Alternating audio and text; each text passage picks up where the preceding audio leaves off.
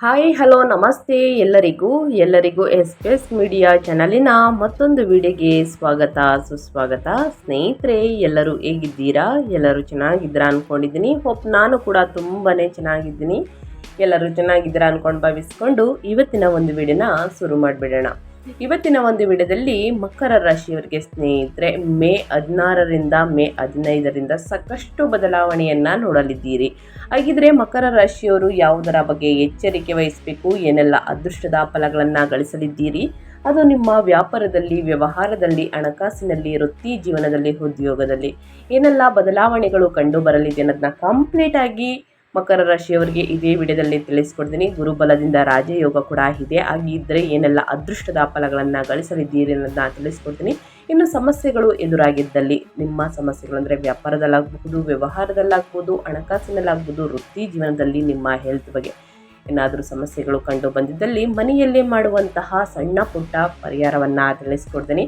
ಈ ಪರಿಹಾರವನ್ನು ಅನುಸರಿಸುವುದರಿಂದ ಕಷ್ಟ ಸಮಸ್ಯೆ ಎಲ್ಲವೂ ಕೂಡ ನಿವಾರಣೆಯಾಗಲಿದೆ ಅಂತಲೇ ಹೇಳಬಹುದು. ಸ್ನೇಹಿತರೆ, ನಿಮ್ಮ ಸ್ವಭಾವ ಹೇಗಿದೆ ಅಂತಂದರೆ, ನಿಮ್ಮದು ಸ್ವಭಾವ ಸ್ನೇಹಿತರೆ ಸಾಕಷ್ಟು ಮೃದುವಾಗಿರುವಂತಹ ಸ್ವಭಾವ, ಬೇಗನೆ ಸ್ನೇಹಿತರೆ ಅರ್ಥ ಮಾಡಿಕೊಳ್ಳುವಂತಹ ಸ್ವಭಾವ ಅಂತಲೇ ಹೇಳಬಹುದು. ಒಟ್ಟಾರೆಯಾಗಿ ಹೇಳಬೇಕು ಅಂದರೆ ಏನೆಲ್ಲ ಅದೃಷ್ಟವನ್ನು ನೋಡಲಿದ್ದೀರಿ ಅಂದರೆ, ಈ ತಿಂಗಳು ಮಕರ ರಾಶಿಯವರ ಮಾಸಿಕ ಭವಿಷ್ಯ ಮೇ 2026ರಲ್ಲಿ ಈ ತಿಂಗಳ ಸಾರಾಂಶವನ್ನು ಹೇಳೋದಾದರೆ, ಆಸ್ತಿ ವಾಹನಗಳ ಲಾಭಗಳು ಅಂತಲೇ ಹೇಳಬಹುದು. ಮೇ 11ರಿಂದನೇ ಚತುರ್ಥಾಧಿಪತಿಯಾದಂತಹ ಕುಜನು ತನ್ನ ಸ್ವಕ್ಷೇತ್ರವಾದ ಮೇಷರಾಶಿಯಲ್ಲಿ 4ನೇ ಮನೆಗೆ ಪ್ರವೇಶಿಸುವುದರಿಂದ ರಿಯಲ್ ಎಸ್ಟೇಟ್ ವ್ಯವಹಾರಗಳು, ನೂತನ ಗೃಹ ಮತ್ತು ಅಥವಾ ವಾಹನ ಖರೀದಿಗೆ ಅನುಕೂಲಕರ ಸಮಯವಾಗಿರುತ್ತದೆ. ಸ್ನೇಹಿತರೆ, ನಾನು ತಿಳಿಸೋದು ಮರೆತೆ, ಈ ಅದೃಷ್ಟ ರಾಶಿ ನಿಮ್ಮ ಕುಟುಂಬದಲ್ಲಿ, ನಿಮ್ಮ ಸ್ನೇಹಿತರಲ್ಲಿ, ನಿಮ್ಮ ಹಿತೈಷಿಗಳು ಯಾರಾದರೂ ಇದ್ದರೆ ದಯವಿಟ್ಟು ಅವರಿಗೆ ವಿಡಿಯೋವನ್ನು ಶೇರ್ ಮಾಡಿ. ನಿಮ್ಮ ಕಡೆಯಿಂದ ಅದೃಷ್ಟದ ಭವಿಷ್ಯವನ್ನು ಅವರು ಕೂಡ ತಿಳ್ಕೊಂಡಂಗಾಗುತ್ತೆ. ಓಂ ನಮಃ ಶಿವಾಯ, ಓಂ ನಮಃ ಶನೇಶ್ವರಾಯ ನಮಃ ಅಂತ ಕಮೆಂಟ್ ಮಾಡಿ. ಶನಿ ದೇವರ ಅನುಗ್ರಹದಿಂದ ಇರುವಂತಹ ಕಷ್ಟಗಳು ನಿವಾರಣೆಯಾಗಲಿ, ಸಾಕಷ್ಟು ಅದೃಷ್ಟವನ್ನು ಗಳಿಸಲಿ ಅಂತ ಕೇಳ್ಕೋತಾ ವಿಡಿಯೋದ ಕಡೆ ಗಮನ ಕೊಡ್ತಾ ಹೋಗೋಣ. ಇನ್ನು ಎರಡನೇದಾಗಿ ಹೇಳೋದಾದರೆ, ಉದ್ಯೋಗದಲ್ಲಿ ಕೆಲಸದ ಒತ್ತಡ ಅಂದರೆ ಮೇ 14ರಿಂದ ಯೋಗಕಾರಕ ಶುಕ್ರನು 6ನೇ ಮನೆಯಲ್ಲಿ ಸೇವಾ ಸ್ಥಾನದಲ್ಲಿ ಸಂಚರಿಸುವುದರಿಂದ ಕಚೇರಿಯಲ್ಲಿ ಜವಾಬ್ದಾರಿಗಳು ಹೆಚ್ಚಾಗುತ್ತವೆ. ಪ್ರತಿಸ್ಪರ್ಧಿಗಳನ್ನು ಸಮರ್ಥವಾಗಿ ಎದುರಿಸುತ್ತೀರಿ. ಇನ್ನು ಮೂರನೇದಾಗಿ ಕುಟುಂಬದಲ್ಲಿ ಸಂಯಮ ಅಂದರೆ 4ನೇ ಮನೆಯಲ್ಲಿ ಕುಜನ ಉಗ್ರ ರೂಪ, 2ನೇ ಮನೆಯಲ್ಲಿ ರಾಹುವಿನ ಸಂಚಾರದಿಂದಾಗಿ ಮಾತುಗಳಲ್ಲಿ ಕಠಿಣ ಅಥವಾ ಕುಟುಂಬ ಸದಸ್ಯರೊಂದಿಗೆ, ಮುಖ್ಯವಾಗಿ ತಾಯಿಯೊಂದಿಗೆ ಸಣ್ಣ ಪುಟ್ಟ ವಾದ ವಿವಾದಗಳು ಬರುತ್ತವೆ. ಕೋಪವನ್ನು ಸ್ನೇಹಿತರೆ ಅಂಕಿಯಲ್ಲಿಟ್ಕೊಳ್ಬೇಕಾಗುತ್ತದೆ. ಅಂದರೆ ದುಡುಕಿನ ನಿರ್ಧಾರಗಳು, ದುಡುಕಿನ ಕೋಪದಿಂದ ಸಾಕಷ್ಟು ಸ್ನೇಹಿತರೆ ಸಮಸ್ಯೆಗಳು ಎದುರಾಗಬಹುದು. ಕೋಪವನ್ನು ಆದಷ್ಟು ನಿಯಂತ್ರಣದಲ್ಲಿಟ್ಕೊಳ್ಳಿ. ಇನ್ನು ಒಟ್ಟಾರೆಯಾಗಿ ಹೇಳೋದಾದರೆ, ಮಕರ ರಾಶಿಯವರಿಗೆ ಮೇ 2026ರ ಮಾಸವು ವೈಯಕ್ತಿಕ ಮತ್ತು ವೃತ್ತಿ ಜೀವನದಲ್ಲಿ ಪ್ರಮುಖ ಬದಲಾವಣೆಗಳನ್ನು ತರಲಿದೆ. ನಿಮ್ಮ ಲಗ್ನಾಧಿಪತಿಯಾದ ಶನಿ 3ನೇ ಮನೆಯಲ್ಲಿ ಬಲವಾಗಿದ್ದು ನಿಮ್ಮಲ್ಲಿ ಅಪಾರ ಧೈರ್ಯವನ್ನು ತುಂಬುತ್ತಿದ್ದಾನೆ. ಮೇ 15ರಿಂದ ಕುಜನು 4ನೇ ಮನೆಯಲ್ಲಿ ಸುಖದ ಸ್ಥಾನ ಅಂತಲೇ ಹೇಳ್ಬೋದು. ಸ್ವಕ್ಷೇತ್ರದಲ್ಲಿ ಹೊಂದುವುದು ನಿಮ್ಮ ಆಸ್ತಿಗಳ ಮೌಲ್ಯವನ್ನು ಹೆಚ್ಚಿಸುತ್ತದೆ. ಆದರೆ ಮೇ 14ರಂದು ಯೋಗಕಾರಕದ ಶುಕ್ರನು 6ನೇ ಮನೆಗೆ ಮತ್ತು ಮೇ 15ರಂದು ಸೂರ್ಯ ಬುಧರು 5ನೇ ಮನೆಗೆ ಪ್ರವೇಶಿಸುವುದರಿಂದ ಸೃಜನಶೀಲತೆ, ವಿದ್ಯೆ ಸಂಬಂಧಿತ ವಿಷಯಗಳಲ್ಲಿ ಅನುಕೂಲತೆ ಹೆಚ್ಚಿದ್ದರೂ ನಿಮ್ಮ ಆರೋಗ್ಯ ಮತ್ತು ಕೌಟುಂಬಿಕ ವಿಷಯಗಳಲ್ಲಿ ಸ್ವಲ್ಪ ಎಚ್ಚರಿಕೆ ಅಗತ್ಯವನ್ನು ವಹಿಸಬೇಕಾಗುತ್ತದೆ. ಮಕರ ರಾಶಿಯವರು ಏನೆಲ್ಲ ಬದಲಾವಣೆಯನ್ನು ಯಾವ ದಿನಾಂಕದಂದು ಬಹಳಷ್ಟು ಎಚ್ಚರಿಕೆ ವಹಿಸಬೇಕು ಅನ್ನೋದನ್ನ ಒಟ್ಟಾರೆಯಾಗಿ ತಿಳಿಸ್ಕೊಟ್ಟಿದ್ದೀನಿ. ಇನ್ನು ಮೇ ತಿಂಗಳಲ್ಲಿ ಮಕರ ರಾಶಿಯವರಿಗೆ ಪ್ರಮುಖ ಗ್ರಹ ಸಂಚಾರಗಳು ಮತ್ತು ಅವುಗಳ ಪ್ರಭಾವಗಳು ಹೇಗಿರಲಿದೆ, ಪ್ರತಿಯೊಂದು ಗ್ರಹ ಪ್ರತಿಯೊಂದು ಪ್ರಭಾವವನ್ನು ಬೀರಲಿದೆ, ಯಾವ ಮನೆಯಲ್ಲಿ ಸಂಚರಿಸುತ್ತದೆ, ಯಾವ ಸಮಯದಲ್ಲಿ ಎಚ್ಚರಿಕೆ ವಹಿಸಬೇಕು, ಯಾವ ದಿನಾಂಕದಂದು ಅನ್ನೋದನ್ನ ನೋಡೋದಾದರೆ, ಮಕರ ರಾಶಿಯವರಿಗೆ ಕುಜ 4-11ನೇ ಅಧಿಪತಿಯಾಗಿರುವಂತಹ ಕುಜ 4ನೇ ಮನೆಯಲ್ಲಿ ಸ್ವಕ್ಷೇತ್ರದಲ್ಲಿ ಮೇ 11ರಿಂದ ಸಂಚರಿಸುತ್ತಿದೆ. ಇದು ಚತುರ್ಥ ಕುಜ, ಸ್ತ್ರೀ ಆಸ್ತಿ ವ್ಯವಹಾರಗಳು, ವಾಹನ ಯೋಗ, ಆದರೆ ತಾಯಿಗೆ ಉಷ್ಣ ಸಂಬಂಧಿತ ತೊಂದರೆಗಳು ಉಂಟಾಗಬಹುದು. ಇನ್ನು ಶುಕ್ರ 5 ಮತ್ತು 10ನೇ ಅಧಿಪತಿಯಾಗಿರುವಂತಹ ಯೋಗಕಾರಕ ಶುಕ್ರ 5ನೇ ಮನೆ ಮತ್ತು 6ನೇ ಮನೆಯಲ್ಲಿ ಸಂಚರಿಸುತ್ತದೆ. ಮೇ 14ರವರೆಗೆ 5ರಲ್ಲಿ ಸ್ವಕ್ಷೇತ್ರದಲ್ಲಿ ಕಲಾಕಾರರಿಗೆ ಲಾಭ, ಮೇ 14ರಿಂದ 6ರಲ್ಲಿ ಉದ್ಯೋಗದಲ್ಲಿ ಕೆಲಸದ ಒತ್ತಡ, ಶತ್ರುಗಳ ಜಯ ಅಂತಲೇ ಹೇಳಬಹುದು. ಇನ್ನು ಸೂರ್ಯ 8ನೇ ಅಧಿಪತಿಯಾಗಿರುವ ಸೂರ್ಯ 4ನೇ ಮನೆಯಿಂದ ಮತ್ತು 5ನೇ ಮನೆಗೆ ಸ್ಥಳಾಂತರಗೊಂಡು ಸಂಚರಿಸಲಿದೆ. ಮೇ 14ರವರೆಗೆ 4ರಲ್ಲಿ ಉಚ್ಚ ಸ್ಥಿತಿಯಲ್ಲಿ ಉಷ್ಣ ಅಶಾಂತಿ ಅಂತಲೇ ಹೇಳಬಹುದು. ಮೇ 15ರಿಂದ 5ರಲ್ಲಿ ಸಂತಾನ ವಿಷಯಗಳಲ್ಲಿ ಬದಲಾವಣೆಗಳು, ಬುದ್ಧಿವಂತಿಕೆ ಹೆಚ್ಚಾಗಲಿದೆ. ಇನ್ನು ಬುಧ 6 ಮತ್ತು 9ನೇ ಅಧಿಪತಿಯಾಗಿರುವ ಬುಧ 5ನೇ ಮನೆಯಲ್ಲಿ ಮೇ 15ರಿಂದ ಋಷಭ ರಾಶಿಯಲ್ಲಿ ಸಂಚರಿಸುತ್ತದೆ ಸ್ನೇಹಿತರೆ. ಪಂಚಮದಲ್ಲಿ ಬುಧ ಉನ್ನತ ಶಿಕ್ಷಣಕ್ಕೆ ಅನುಕೂಲ, ಬೌದ್ಧಿಕ ಹೂಡಿಕೆಗಳು ಅಂತಲೇ ಹೇಳಬಹುದು. ಇನ್ನು ಶನಿ 1 ಮತ್ತು 2ನೇ ಅಧಿಪತಿಯಾಗಿರುವಂತಹ ಲಗ್ನಾಧಿಪತಿ ಶನಿ ಸ್ನೇಹಿತರೆ 3ನೇ ಮನೆಯಲ್ಲಿ ಮೀನದಲ್ಲಿ ಯಥಾಸ್ಥಿತಿಯಲ್ಲಿ ಸಂಚರಿಸುತ್ತಿದೆ. ಪರಾಕ್ರಮ, ಧೈರ್ಯ, ಸ್ವಯಂ ಕೃಷಿಯಿಂದ ಲಾಭಗಳು, ಸಹೋದರಿ ಅಥವಾ ಸಹೋದರರೊಂದಿಗೆ ಸ್ನೇಹಿತರೆ ವ್ಯವಹಾರಗಳು, ವ್ಯಾಪಾರಗಳಲ್ಲಿ ಮನ್ನಣೆ ಅಂತಲೇ ಹೇಳಬಹುದು. ಇನ್ನು ಮೇಯ್ನ್ ಆಗಿ ಗುರು 3, 12ನೇ ಅಧಿಪತಿಯಾಗಿರುವಂತಹ ಗುರು 6ನೇ ಮನೆಯಲ್ಲಿ ಮಿಥುನದಲ್ಲಿ ಯಥಾಸ್ಥಿತಿಯಲ್ಲಿ ಸಂಚರಿಸುತ್ತಿದೆ. ಆರೋಗ್ಯದ ಬಗ್ಗೆ ಎಚ್ಚರಿಕೆ, ಜೀರ್ಣ ಯಕೃತ ವ್ಯವಸ್ಥೆ, ಖರ್ಚುಗಳು, ಸ್ಪರ್ಧಾತ್ಮಕ ವಾತಾವರಣ ಅಂತಲೇ ಹೇಳಬಹುದು. ಒಟ್ಟಾರೆಯಾಗಿ ಏನೆಲ್ಲ ಬದಲಾವಣೆಯನ್ನ ಮಕರ ರಾಶಿಯವರು ಗ್ರಹಗಳ ಸಂಚಾರ, ಗ್ರಹಗಳ ಸ್ಥಾನ ಬದಲಾವಣೆಯಿಂದ ನೋಡಲಿದ್ದೀರಿ ಅಂತ ಕಂಪ್ಲೀಟ್ ಆಗಿ ತಿಳಿಸ್ಕೊಟ್ಟಿದ್ದೀನಿ. ಏನೇ ಡೌಟ್ಸ್ ಇದ್ರೂ ಕೂಡ ಕಮೆಂಟ್ ಮಾಡಿ. ಈಗ ಒಂದೊಂದಾಗಿ ತಿಳಿಸೋದಾದ್ರೆ ವ್ಯಾಪಾರ, ವ್ಯವಹಾರದ ಬಗ್ಗೆ, ಹಣಕಾಸಿನ ಬಗ್ಗೆ ಏನೆಲ್ಲ ಬದಲಾವಣೆಗಳನ್ನು ಗ್ರಹಗಳು ಸೂಚಿಸಲಿದೆ, ಯಾವುದರ ಬಗ್ಗೆ ಬಹಳಷ್ಟು ಎಚ್ಚರಿಕೆ ವಹಿಸಬೇಕು, ನಿಮ್ಮ ಪ್ರೇಮ ಜೀವನ, ಹೆಲ್ತ್ ಬಗ್ಗೆ, ಮದುವೆ ಯೋಗ ಇದೆಯಾ, ಸಂತಾನ ಪ್ರಾಪ್ತಿ ಇದೆಯಾ ಅಂತ ನೋಡೋದಾದರೆ ಮೊದಲನೇದಾಗಿ ಹಣಕಾಸಿನ ಬಗ್ಗೆ ತಿಳಿಸ್ಕೊಟ್ಬಿಡ್ತೀನಿ. ಆರ್ಥಿಕ ಸ್ಥಾನವಾದಂತಹ 2ನೇ ಮನೆಯಲ್ಲಿ ರಾಹುವಿನ ಸಂಚಾರದಿಂದಾಗಿ ಅನಿರೀಕ್ಷಿತ ಖರ್ಚುಗಳು ಬರುತ್ತಿರುತ್ತವೆ. ಮುಖ್ಯವಾಗಿ ಮೇ 14ರವರೆಗೆ ಗೃಹ ಅಗತ್ಯಗಳಿಗಾಗಿ ಅಥವಾ ವಾಹನಗಳಿಗಾಗಿ ಹಣ ಖರ್ಚಾಗುತ್ತದೆ. ಆದರೆ ಮೇ 11ರಂದು ಕುಜನು ಬಲಗೊಳ್ಳುವುದರಿಂದ ಸ್ತ್ರೀ ಆಸ್ತಿಗಳು ರೂಪದಲ್ಲಿ ನಿಮಗೆ ಧನ ಲಾಭವಿರುತ್ತದೆ. ಆಸ್ತಿಗಳ ಖರೀದಿ ಅಥವಾ ಮಾರಾಟ ಲಾಭದಾಯಕವಾಗುತ್ತದೆ. ಮೇ 15ರ ನಂತರ ಅಷ್ಟಮಾಧಿಪತಿಯಾದ ಸೂರ್ಯನು 5ನೇ ಮನೆಗೆ ಹೋಗುವುದರಿಂದ ಊಹಾತ್ಮಕ ಹೂಡಿಕೆಗಳನ್ನು ಮಾಡುವವರು ಬಹಳ ಎಚ್ಚರಿಕೆ ವಹಿಸಬೇಕು. ಆಕಸ್ಮಿಕ ಲಾಭಗಳು, ನಷ್ಟಗಳು ಎರಡೂ ಕೂಡ ಸಂಭವಿಸುವ ಸಾಧ್ಯತೆ ಇದೆ. ಒಟ್ಟಾರೆಯಾಗಿ ಹಣಕಾಸಿನ ಬಗ್ಗೆ ಯಾವುದರ ಬಗ್ಗೆ ಎಚ್ಚರಿಕೆ ವಹಿಸಬೇಕು ಅನ್ನೋದನ್ನ ಕಂಪ್ಲೀಟ್ ಆಗಿ ತಿಳಿಸ್ಕೊಟ್ಟಿದ್ದೀನಿ. ಇನ್ನು ಮುಂದಿನದಾಗಿ ವೃತ್ತಿ ಮತ್ತು ಉದ್ಯೋಗದ ಬಗ್ಗೆ. ನಿಮ್ಮ ರಾಶಿಗೆ ಯೋಗಕಾರಕ ಮತ್ತು ಕರ್ಮಾಧಿಪತಿಯಾದಂತಹ 10ನೇ ಮನೆಯ ಅಧಿಪತಿ ಶುಕ್ರನು ಮೇ 14ರವರೆಗೆ ಪಂಚಮ ಸ್ಥಾನದಲ್ಲಿ ಸ್ವಕ್ಷೇತ್ರದಲ್ಲಿ ಇರುವುದರಿಂದ ತಿಂಗಳ ಪ್ರಥಮಾರ್ಧದಲ್ಲಿ ನಿಮ್ಮ ವೃತ್ತಿ ಜೀವನ ಅತ್ಯಂತ ಸೃಜನಾತ್ಮಕವಾಗಿ ಪ್ರಶಂಸೆಗಳೊಂದಿಗೆ ಸಾಗುತ್ತದೆ ಸ್ನೇಹಿತರೆ. ನೀವು ಮಾಡುವ ಕೆಲಸಗಳಿಗೆ ಮೇಲಧಿಕಾರಿಗಳಿಂದ ಮನ್ನಣೆ ದೊರೆಯುತ್ತದೆ ಅಂತಲೇ ಹೇಳಬಹುದು. ಆದರೆ ಮೇ 14ರಂದು ಶುಕ್ರನು 6ನೇ ಸ್ಥಾನವಾದಂತಹ ಸೇವಾ ಶತ್ರು ಸ್ಥಾನ 6ನೇ ಮನೆ ಮಿಥುನಕ್ಕೆ ಪ್ರವೇಶಿಸುವುದರಿಂದ ಕಚೇರಿಯಲ್ಲಿ ವಾತಾವರಣ ಬದಲಾಗುತ್ತದೆ. 6ನೇ ಮನೆ ಸೇವಾ ಸ್ಥಾನವಾಗಿದ್ದರಿಂದ ನಿಮಗೆ ಜವಾಬ್ದಾರಿಗಳು, ಕೆಲಸದ ಒತ್ತಡ ಅಂದರೆ ವರ್ಕ್ ಲೋಡ್ ವಿಪರೀತವಾಗಿ ಹೆಚ್ಚಾಗುತ್ತದೆ. ಸಹೋದ್ಯೋಗಿಗಳಿಂದ ಸ್ಪರ್ಧೆ ಎದುರಾದರೆ ಲಗ್ನಾಧಿಪತಿಯಾದ ಶನಿ 3ರಲ್ಲಿ ಇರುವುದರಿಂದ ನಿಮ್ಮ ಧೈರ್ಯ ಕುಂದುವುದಿಲ್ಲ. ಶತ್ರುಗಳ ಸಂಚುಗಳನ್ನು ಸಮರ್ಥವಾಗಿ ಹಿಮ್ಮೆಟ್ಟಿಸುತ್ತೀರಿ. ಒಟ್ಟಾರೆಯಾಗಿ ಏನೆಲ್ಲ ಬದಲಾವಣೆಯನ್ನು ನೋಡಲಿದ್ದೀರಿ ಅನ್ನೋದನ್ನ ಕಂಪ್ಲೀಟ್ ಆಗಿ ತಿಳಿಸ್ಕೊಡ್ತೀನಿ ಸ್ನೇಹಿತರೆ. ಆ ವಿಚಾರದ ಬಗ್ಗೆ ಬಹಳಷ್ಟು ಎಚ್ಚರಿಕೆ ವಹಿಸಿ ಅಂತ ಹೇಳ್ತಾ, ವ್ಯಾಪಾರ ವ್ಯವಹಾರದ ಬಗ್ಗೆ, ಪಾಲುದಾರಿಕೆಯ ಬಗ್ಗೆ, ಸ್ವಯಂ ಉದ್ಯೋಗದ ಬಗ್ಗೆ ಮಕರ ರಾಶಿಯವರಿಗೆ ಹೇಳೋದಾದರೆ ಮೇ 14ರಿಂದ ಸಾಕಷ್ಟು ಬದಲಾವಣೆಯನ್ನು ನೋಡಲಿದ್ದೀರಿ.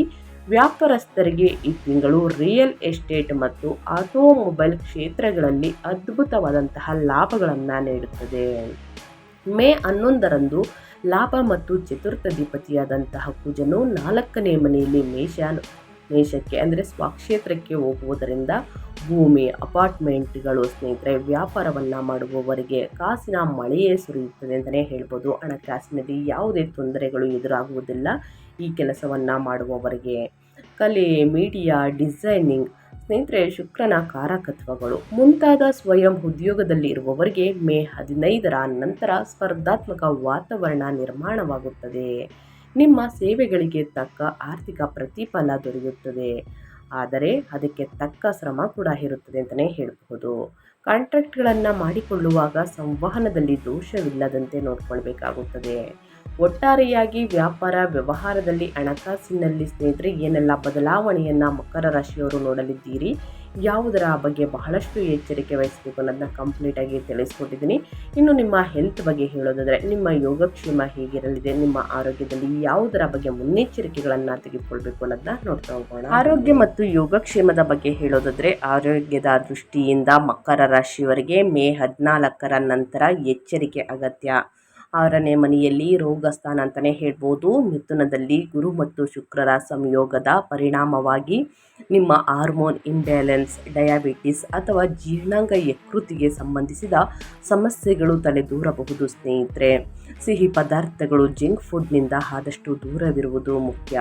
ಪ್ರತಿದಿನ ಜಂಕ್ ಫುಡ್ಡನ್ನು ತಿನ್ನುವುದು, ಹೊರಗಿನ ತಿಂಡಿ ತಿನಿಸುಗಳನ್ನು, ಮಸಾಲೆ ಭರಿತವನ್ನು ಊಟ ಮಾಡುವುದು, ಎಣ್ಣೆಯಲ್ಲಿ ಕರಿದಂತಹ ತಿಂಡಿಗಳನ್ನು ತಿನ್ನುವುದರಿಂದನೂ ಕೂಡ ಸಾಕಷ್ಟು ಜೀರ್ಣಾಂಗ ಆಗುವುದಿಲ್ಲ, ಜೀರ್ಣ ಸಮಸ್ಯೆಗಳು ಬರಬಹುದು ಸ್ನೇಹಿತರೆ. ಯಕೃತಿಗೆ ಸಂಬಂಧಿಸಿದ ಸಮಸ್ಯೆಗಳು ಸಾಕಷ್ಟು ನಿಮ್ಮನ್ನು ಕಾಡಬಹುದು. ಹಾರ್ಮೋನ್ ಇಂಬ್ಯಾಲೆನ್ಸ್ ಆಗಬಹುದು, ಡಯಾಬಿಟಿಸ್ ಆಗಬಹುದು.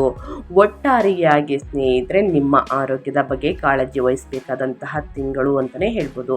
ಹಾಗೆಯೇ 4ನೇ ಮನೆಯಲ್ಲಿ ಕುಜನ ಸಂಚಾರದಿಂದಾಗಿ ಎದೆ ಉರಿ ಅಥವಾ ರಕ್ತದೊತ್ತಡ ಅಂದರೆ BP ಹೆಚ್ಚಾಗುವಂತಹ ಸಾಧ್ಯತೆ ಇದೆ. ಲಗ್ನಾಧಿಪತಿಯಾದ ಶನಿ 3ರಲ್ಲಿ ಬಲವಾಗಿ ಇರುವುದರಿಂದ ಯಾವುದೇ ರೋಗ ಬಂದರೂ ಕೂಡ ಬೇಗನೆ ಗುಣಮುಖರಾಗ್ತೀರಾ. ಆಯುಸ್ಸಿಗೆ ಯಾವುದೇ ತೊಂದರೆ ಆಗುವುದಿಲ್ಲ ಅಂತಲೇ ಹೇಳಬಹುದು. ಸ್ನೇಹಿತರೆ, ನಿಮ್ಮ ಆರೋಗ್ಯದ ಬಗ್ಗೆ ಒಂದು ಕಾಳಜಿ ವಹಿಸಿ. ಯಾವುದನ್ನು ತಿನ್ನಬಾರ್ದು ಸ್ನೇಹಿತರೆ ಅದನ್ನು ತಿಳಿಸ್ಕೊಟ್ಟಿದ್ದೀನಿ. ಆ ವಿಚಾರದ ಬಗ್ಗೆ ಬಹಳಷ್ಟು ಎಚ್ಚರಿಕೆ ವಹಿಸಿ. ಪ್ರತಿದಿನ ಯೋಗ, ಧ್ಯಾನವನ್ನು, ಮೆಡಿಟೇಷನನ್ನು ಮಾಡಿ. ಎಣ್ಣೆಯಲ್ಲಿ ಕರಿದಂತಹ ತಿಂಡಿ ತಿನಿಸುಗಳನ್ನು, ಮಸಾಲೆ ಭರಿತ ಊಟವನ್ನು ಮಾಡುವುದನ್ನು ಕಡಿಮೆ ಮಾಡಿ. ನಿಮ್ಮ ಜೀರ್ಣಾಂಗ ಅಂತಂದರೆ ಜೀರ್ಣದಲ್ಲಿ ಸಾಕಷ್ಟು ಸಮಸ್ಯೆಗಳು ಆಗಬಹುದು. ಸೊ ಇದರ ಬಗ್ಗೆ ಅಸಿಡಿಟಿ ಜಾಸ್ತಿ ಆಗಬಹುದು, ಎದೆ ಉರಿ ಜಾಸ್ತಿ ಆಗ್ಬೋದು. ಸೊ ಹಾಗಾಗಿ ಬಹಳಷ್ಟು ಎಚ್ಚರಿಕೆ ವಹಿಸಿ ನಿಮ್ಮ ಆರೋಗ್ಯದಲ್ಲಿ ಮಕರ ರಾಶಿಯವರು ಅಂತ ಹೇಳ್ತಾ, ಇನ್ನು ಮುಂದಿನದಾಗಿ ಹೇಳೋದಾದರೆ ಕುಟುಂಬ ಮತ್ತು ವೈಯಕ್ತಿಕ ಸಂಬಂಧಗಳ ಬಗ್ಗೆ. ಗೃಹ ಸ್ಥಾನವಾದಂತಹ 4ನೇ ಮನೆಯಲ್ಲಿ ಮೇಷರಾಶಿಯಲ್ಲಿ ಕುಜನು ಮತ್ತು ಮೇ 14ರವರೆಗೆ ಉಚ್ಚ ಸೂರ್ಯನ ಪ್ರಭಾವದಿಂದಾಗಿ ಮನೆಯ ವಾತಾವರಣ ಸ್ವಲ್ಪ ಬಿಸಿಯಾಗಿರುತ್ತದೆ. ಅಹಂಕಾರದ ವಾದ ವಿವಾದಗಳು, ಮುಖ್ಯವಾಗಿ ತಾಯಿಯೊಂದಿಗೆ ಅಥವಾ ಕುಟುಂಬದ ಹಿರಿಯರೊಂದಿಗೆ ಭಿನ್ನಾಭಿಪ್ರಾಯಗಳು ಬರುವಂತಹ ಸಾಧ್ಯತೆ ಇದೆ. ಅವರ ಆರೋಗ್ಯಕ್ಕೆ ವೈದ್ಯಕೀಯ ಖರ್ಚುಗಳು ಬರಬಹುದು. 2ನೇ ಮನೆಯಲ್ಲಿ ರಾಹು ಇರುವುದರಿಂದ ನಿಮ್ಮ ಮಾತು ಕಠಿಣವಾಗದಂತೆ ಎಚ್ಚರಿಕೆ ವಹಿಸಿ. ಇನ್ನು ಮೇ 15ರ ನಂತರ ಸೂರ್ಯನು 5ನೇ ಮನೆಗೆ ಅಂದರೆ ಸಂತಾನ ಸ್ಥಾನ ಅಂತಲೇ ಹೇಳಬಹುದು ಪ್ರವೇಶಿಸುವುದರಿಂದ ಮಕ್ಕಳ ಓದು, ಭವಿಷ್ಯದ ಬಗ್ಗೆ ಪ್ರಮುಖ ನಿರ್ಧಾರಗಳನ್ನು ತೆಗೆದುಕೊಳ್ಳುತ್ತೀರಿ. ಅವರ ಬೆಳವಣಿಗೆಯತ್ತ ಗಮನ ಹರಿಸುತ್ತೀರಿ. ಯಾರಿಗೆ ಮಕರ ರಾಶಿಯ ವ್ಯಕ್ತಿಗಳಿಗೆ ಮದುವೆಯಾಗಿಲ್ಲ ಅಂಥವರಿಗೆ ಮದುವೆ ಪ್ರಸ್ತಾಪಗಳ ಜೊತೆಗೆ ಸಂತಾನ ಭಾಗ್ಯದ ಶುಭವಾರ್ತೆಯನ್ನು ಕೇಳಲಿದ್ದೀರಿ ಸ್ನೇಹಿತರೆ. ಸೊ ಒಟ್ಟಾರೆಯಾಗಿ ಹೇಳಬೇಕು ಅಂದರೆ ಮನೆಯಲ್ಲಿ ಶುಭ ಕಾರ್ಯಗಳು ನಡೆಯಲಿದೆ, ಶುಭ ಕಾರ್ಯಗಳನ್ನು ಆಯೋಜಿಸಲಾಗಿದೆ ಅಂತಲೇ ಹೇಳಬಹುದು. ಒಳ್ಳೆಯ ಸಂಗಾತಿ ಕೈಯನ್ನು ಹಿಡಿಯಲಿದ್ದೀರಿ ಸ್ನೇಹಿತರೆ. ಒಟ್ಟಾರೆಯಾಗಿ ಕುಟುಂಬದಲ್ಲಿ ನೆಮ್ಮದಿ, ಸಂತೋಷ, ಸಾಮರಸ್ಯ ಹೆಚ್ಚಳವಾಗಲಿದೆ ಅಂತಲೇ ಹೇಳ್ಬೋದು. ಇನ್ನು ಮುಂದಿನದಾಗಿ ಹೇಳೋದಾದರೆ ಶಿಕ್ಷಣ ಅಂದರೆ ವಿದ್ಯಾರ್ಥಿಗಳ ಬಗ್ಗೆ ಹೇಳೋದಾದರೆ ವಿದ್ಯಾಭ್ಯಾಸದಲ್ಲಿ ಏನೆಲ್ಲ ಬದಲಾವಣೆಗಳು ಕಂಡುಬರಲಿದೆ, ಯಾವುದರ ಬಗ್ಗೆ ಎಚ್ಚರಿಕೆ ವಹಿಸಬೇಕು ಅಂದರೆ ಮೇ 15ರಂದು ವಿದ್ಯಾಸ್ಥಾನವಾದಂತಹ 5ನೇ ಮನೆಯಲ್ಲಿ ಸೂರ್ಯ ಮತ್ತು ಭಾಗ್ಯಾಧಿಪತಿಯಾದ ಬುಧ ಸೇರುವುದರಿಂದ ಬುಧನಿತ್ಯ ಯೋಗ ವಿದ್ಯಾರ್ಥಿಗಳಿಗೆ ವಿಶೇಷವಾದ ಶುಭ ಫಲಿತಾಂಶಗಳನ್ನು ನೀಡುತ್ತದೆ.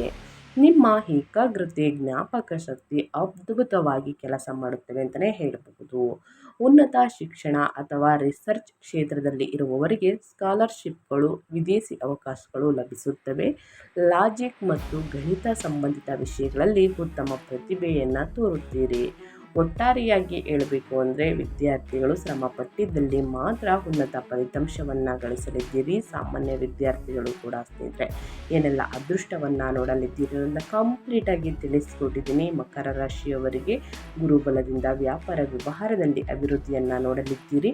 ಹಣಕಾಸಿನಲ್ಲಿ ಮಿಶ್ರ ಫಲಿತಾಂಶವನ್ನು ನೋಡಲಿದ್ದೀರಿ. ವಾಹನವನ್ನು ಖರೀದಿ ಮಾಡುವುದಕ್ಕೆ ಮುಂದಿನ ತಿಂಗಳು ಬೆಟರ್ ಇದೆ ಸ್ನೇಹಿತರೆ, ಆವಾಗ ಖರೀದಿ ಮಾಡಿ ಅಂತ ಹೇಳ್ತಾ ನಿಮ್ಮ ಕ್ವಶನ್ಸ್ಗೆ, ನಿಮ್ಮ ಡೌಟ್ಸ್ಗೆಲ್ಲ ಆನ್ಸರ್ ಇದೇ ವಿಡಿಯೋದಲ್ಲಿ ಸಿಕ್ಕಿದೆ ಅಂತ ತಿಳ್ಕೊಳ್ತಾ, ಇನ್ನು ಸಮಸ್ಯೆಗಳು ಎದುರಾದರೆ ಏನೆಲ್ಲ ಪರಿಹಾರವನ್ನು ಮಾಡಬೇಕು ಅನ್ನೋದನ್ನ ತಿಳಿಸ್ಕೊಡ್ತೀನಿ. ಈ ಪರಿಹಾರವನ್ನು ಅನುಸರಿಸಿ.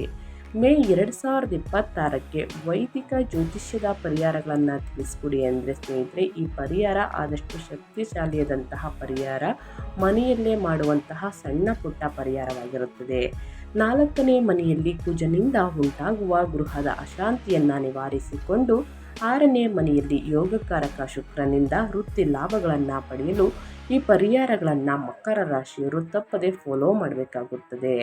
ಮೊದಲನೇದಾಗಿ ದುರ್ಗಾ ಮಾತೆ ರಾಹು ಶಾಂತಿ. 2ನೇ ಮನೆಯಲ್ಲಿ ರಾಹುವಿನಿಂದ ಮಾತು ಜಾರದಂತೆ ಇರಲು, ಆರ್ಥಿಕ ನಷ್ಟಗಳನ್ನು ತಡೆಯಲು ಮಂಗಳವಾರ ಅಥವಾ ಶುಕ್ರವಾರ ದುರ್ಗಾದೇವಿಯನ್ನು ಆರಾಧಿಸಿ ದುರ್ಗಾದೇವಿಯ ಸ್ತೋತ್ರವನ್ನು 9 ಬಾರಿ ಅಥವಾ 12 ಬಾರಿ ಹೇಳುವುದರಿಂದ ಕಷ್ಟಗಳು ಸಮಸ್ಯೆಗಳು ಕ್ರಮೇಣವಾಗಿ ಕಡಿಮೆಯಾಗಲಿದೆ. ಇನ್ನು ಸುಬ್ರಹ್ಮಣ್ಯ ಶಿವನ ಆರಾಧನೆ. ಗೃಹ ಸ್ಥಾನದಲ್ಲಿ ಉಷ್ಣ ದೋಷಗಳು ಮತ್ತು ತಾಯಿಯ ಅನಾರೋಗ್ಯ ಕಡಿಮೆಯಾಗಲು ಮಂಗಳವಾರದಂದು ಸುಬ್ರಹ್ಮಣ್ಯ ಸ್ವಾಮಿಗೆ ದೀಪಾರಾಧನೆ ಮಾಡಿ ಶಿವನಿಗೆ ಜಲಾಭಿಷೇಕವನ್ನು ಮಾಡಿಸಿ ಹಾಲಿನ ಅಭಿಷೇಕವನ್ನು ಮಾಡಿಸುವುದು ಬಹಳ ಮುಖ್ಯ ಸ್ನೇಹಿತರೆ.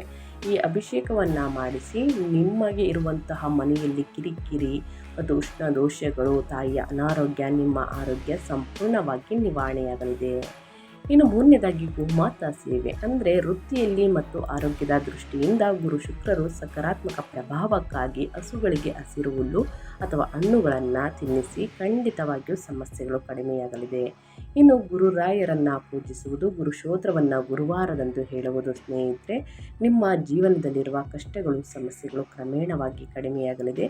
ಗುರುವಾರದಂದು ಬಡ ವಿದ್ಯಾರ್ಥಿಗಳಿಗೆ, ಬಡವರಿಗೆ, ನಿರ್ಗತಿಕರಿಗೆ ಹಣ್ಣು ಹಂಪಲುಗಳನ್ನು, ಬಟ್ಟೆಯನ್ನು ದಾನ ಮಾಡಿ, ಜೊತೆಗೆ ಗುರುವಾರದಂದು ಬಡ ವಿದ್ಯಾರ್ಥಿಗಳಿಗೆ ಬೇಕಾಗಿರುವಂತಹ ಸಾಮಗ್ರಿಗಳನ್ನು, ವಿದ್ಯಾಭ್ಯಾಸಕ್ಕೆ ಬೇಕಾಗಿರುವಂತಹ ಸಾಮಗ್ರಿಗಳನ್ನು ದಾನ ಮಾಡುವುದರಿಂದ ನಿಮ್ಮ ಜೀವನದಲ್ಲಿರುವ ಅಡಚಣೆಗಳು, ತೊಂದರೆಗಳು ಎಲ್ಲವೂ ನಿವಾರಣೆಯಾಗಲಿದೆ. ವಿದ್ಯಾರ್ಥಿಗಳಿಗೆ ವಿದ್ಯೆ ಅಭಿವೃದ್ಧಿಯಾಗಲಿದೆ ಅಂತಲೇ ಹೇಳಬಹುದು. ಈ ಸಣ್ಣ ಪುಟ್ಟ ಪರಿಹಾರವನ್ನು ಮಕರ ರಾಶಿಯವರು ಮಾಡಿ ಅಂತ ಹೇಳ್ತಾ ನಾನು ವಿಡಿಯೋನ ಎಂಡ್ ಮಾಡ್ತಾ ಇದ್ದೀನಿ.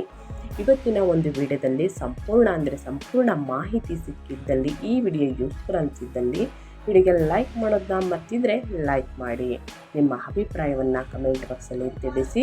ಯಾರೆಲ್ಲ ಸಬ್ಸ್ಕ್ರೈಬ್ ಮಾಡಿಕೊಂಡು ಪ್ರತಿನಿತ್ಯ ವಾಚ್ ಮಾಡ್ತಿದ್ರ ಅಂಥವರಿಗೆ ಥ್ಯಾಂಕ್ ಯು ಸೋ ಮಚ್ ಅಂತ ಹೇಳ್ತಾ, ನಿಮಗೂ ಮತ್ತು ನಿಮ್ಮ ಕುಟುಂಬಕ್ಕೆ ತುಂಬಾ ಒಳ್ಳೆಯದಾಗಲಿ. ಮತ್ತೊಂದು ವಿಡಿಯೋ ಜೊತೆ ಮತ್ತೊಂದು ಹೊಸ ಭವಿಷ್ಯದಲ್ಲಿ ಸಿಗ್ತೀನಿ. ಗುರುಬಲ ಶನಿಬಲ ಎರಡೂ ಕೂಡ ಸಿಗಲಿ ಅಂತ ಹೇಳ್ತಾ ಥ್ಯಾಂಕ್ ಯು ಫಾರ್ ವಾಚಿಂಗ್.